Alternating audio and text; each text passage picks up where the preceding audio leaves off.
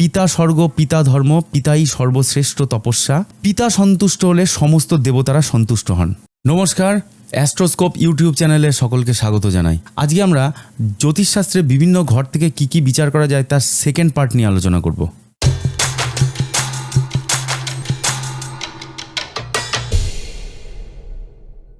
প্রত্যেকের জন্মকুণ্ডলিতে যে 12টি ঘর থাকে, এই 12টি ঘর বা 12টি ভাব থেকে অনেক কিছু বিচার করা যায়।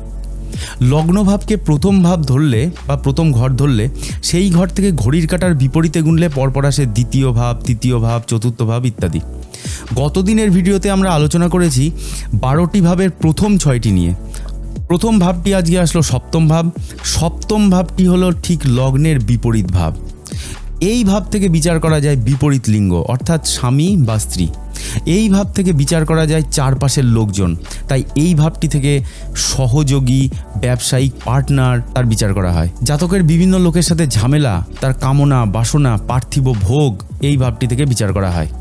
যেমন ধরা যাক কারোর বৃহস্পতি সপ্তমে থাকে, তাহলে জাতকের অনেক মহিলার কাছে জনপ্রিয় হওয়ার চান্স থাকে, কিন্তু তাদের সাথে যৌন সুখ ভোগ করতে কিন্তু জাতক চায় না। আবার শনি যদি সপ্তমে থাকে তাহলে দেখা যায় এদের সম্পদ চিরস্থায়ী হয় না, তার সমস্ত টাকা পয়সা নিজের স্ত্রী বা নিজের রোগের পেছনেই চলে যায়।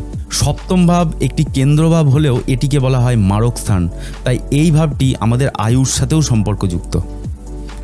এরপরে চলে আসে আমাদের অষ্টম ভাব। অষ্টম ভাবটি থেকে প্রধানত আয়ুর বিচার করা হয়, তাই এই ভাবটি থেকে মৃত্যু, বিভিন্ন রকমের বাধা, অ্যাক্সিডেন্ট ইত্যাদির বিচার করা হয় এই অষ্টম ভাব থেকে।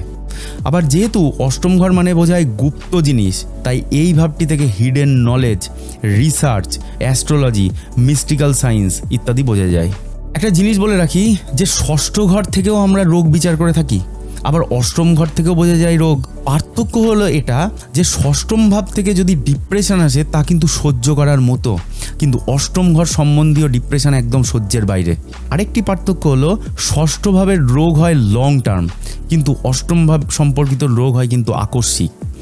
অশুভ গ্রহ যদি বলবান হয় তাহলে এই ঘরের শুভ ফলও দেয়।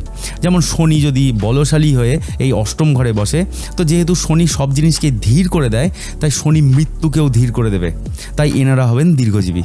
আবার অষ্টম ভাব যদি দুর্বল এবং অষ্টম পতিও যদি পীড়িত হয়, দুর্বল হয়, তবে অ্যাক্সিডেন্টাল ডেথ হওয়ার সম্ভাবনা প্রবল। এছাড়াও অষ্টম ভাব থেকে শোক, ভয়, বদনাম, অপবাদ, নাম যশ হানি ইত্যাদি বোঝা যায়। পিতা স্বর্গ, পিতা ধর্ম, পিতাহি পরমং তপ, পিতারই প্রতিমাপন্নে প্রিয়ন্তে সর্বদেবতা। অর্থাৎ পিতা স্বর্গ, পিতা ধর্ম, পিতাই সর্বশ্রেষ্ঠ তপস্যা। পিতা সন্তুষ্ট হলে সমস্ত দেবতারা সন্তুষ্ট হন। হ্যাঁ, একদমই ঠিক ধরেছেন। আমরা আমাদের পিতা, ধর্ম ইত্যাদি বিচার নবম ভাব থেকে করে থাকি। Charity begins at home. পিতাই আমাদের সর্বপ্রথম গুরু, তাই এই ঘর থেকে আমরা গুরুর বিচার করে থাকি।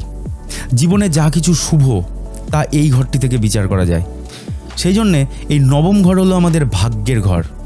এই ভাবটি নির্দেশ করে আমাদের উচ্চশিক্ষা, আরও নির্দেশ করে আমাদের জীবনের দূর ভ্রমণ। এরপর আসলো আমাদের দশম ভাব। দশম ভাব হলো আমাদের কর্মভাব। আমাদের দশম ভাব থেকে বিচার করা যায় কর্ম বা জীবিকা। সমস্ত কর্মের আধার হলো এই দশম ভাব। নাম যশ, পদমর্যাদা, সম্মান সব কিছু এই ঘর থেকে বিচার করা হয়। বিভিন্ন গ্রহ দশম ঘরে বসলে বা দশমপতি গ্রহের চরিত্র অনুযায়ী জাতক জাতিকা কর্ম করে থাকে। যেমন একটা উদাহরণ দিই, ধরুন কারোর দশমে শনি বলবান হয়ে বসে আছে। শনি নিজেও যেমন কর্মকারক গ্রহ, আবার বসেও আছে দশম ঘরে, তাহলে জাতক কিন্তু হয়ে যাবে কাজের প্রতি অত্যন্ত সিরিয়াস নেচারের।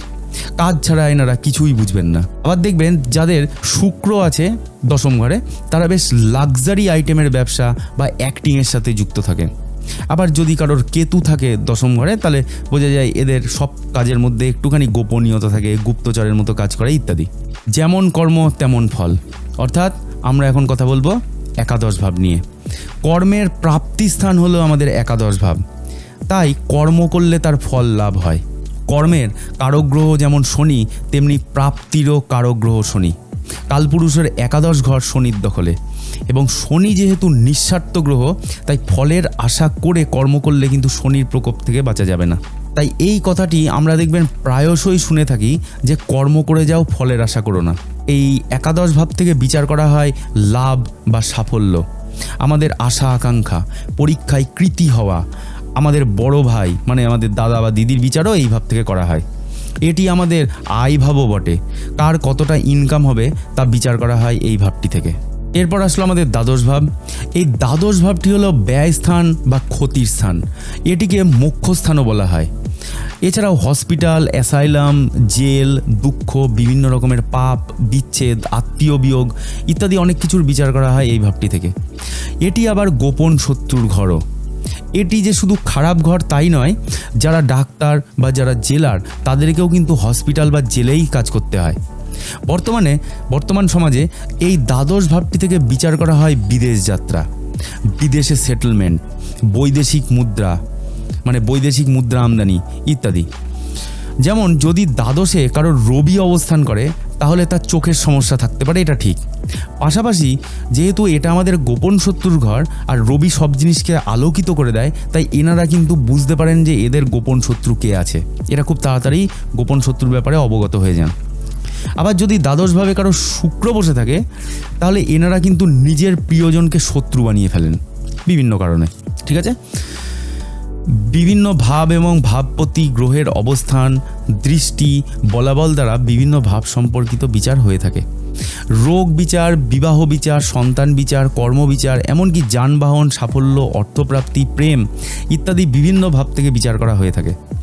আপনারাও দেখুন আপনাদের কোন ভাবে কোন গ্রহ বসে আছে এবং নিজের ভাগ্য নিজেরাই দেখতে পারবেন।